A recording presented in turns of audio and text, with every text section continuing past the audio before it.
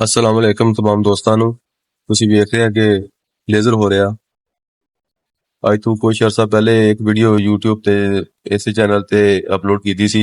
ਉਦੋਂ ਅਸੀਂ ਡਿਸਕਾ ਮਾਰ ਰਹੇ ਸੀ ਕਣਕ ਤੋਂ ਪਾਉਣ ਬਾਅਦ ਨਾ, ਤੇ ਉਹ ਫਿਰ ਡਿਸਕਾ ਮਾਰ ਕੇ ਖੁੱਲੀ ਛੱਡ ਦਿੱਤੀ ਸੀ।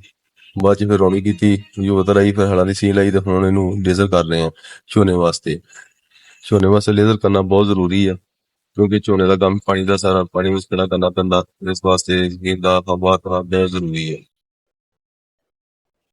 ਇਹ ਲੇਜ਼ਰ ਹੋ ਚੁੱਕੀ ਹੈ ਸਾਰੀ।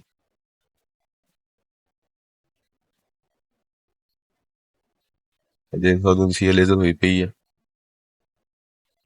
ਇਹ ਟਰੈਕਟਰ ਖੜਾ ਕੀਤਾ ਇੱਥੇ ਇਸੇ ਵਾਸਤੇ ਕਿ ਅਗਰ ਕਿਤੇ ਟਿੱਬੀ ਵਗੈਰਾ ਰਹਿ ਜਾਂਦੀ, ਲੇਜ਼ਰ ਕੋ ਨਹੀਂ ਖਿੱਚੀ ਜਾਂਦੀ, ਇਹ ਫਿਰ ਇਸ ਟਰੈਕਟਰ ਨਾਲ ਖਿੱਚ ਕੇ ਖਿਲਾਰ ਦਈਦੀ ਹੈ, ਤੇ ਫਿਰ ਟਰੈਕਟਰ ਲੇਜ਼ਰ ਨੂੰ ਆਸਾਨੀ ਨਾਲ ਉਹਨੂੰ ਖਿਲਾ ਦਿੰਦਾ।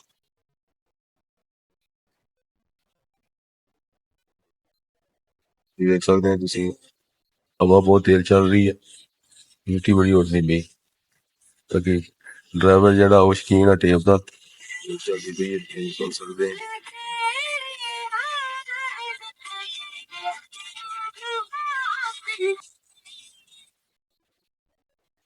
ਇੱਕ ਉੱਤੇ ਟਰੈਕਟਰ ਬਹਿ ਕੇ ਫਿਰ ਚਲਾਉਣਾ ਟਰੈਕਟਰ ਬੰਦਾ ਬਸ ਥੱਕ ਜਾਂਦਾ।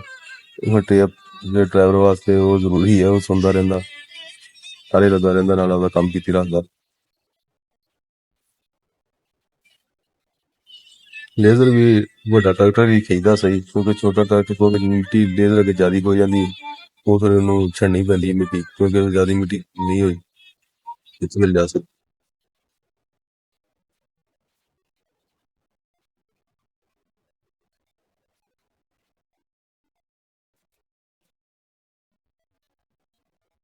ਲੇਜ਼ਰ ਜਿਹੜਾ ਬਹੁਤ ਜ਼ਰੂਰੀ ਹੈ, ਕਿਉਂਕਿ ਲੇਜ਼ਰ ਹੋਈ ਹੋਵੇ ਤੇ ਪਾਣੀ ਦੀ ਕਾਫੀ ਬਚਤ ਆ ਜਾਂਦੀ, ਬਹੁਤ ਜ਼ਿਆਦਾ ਬਚਤ ਆਉਂਦੀ ਹੈ।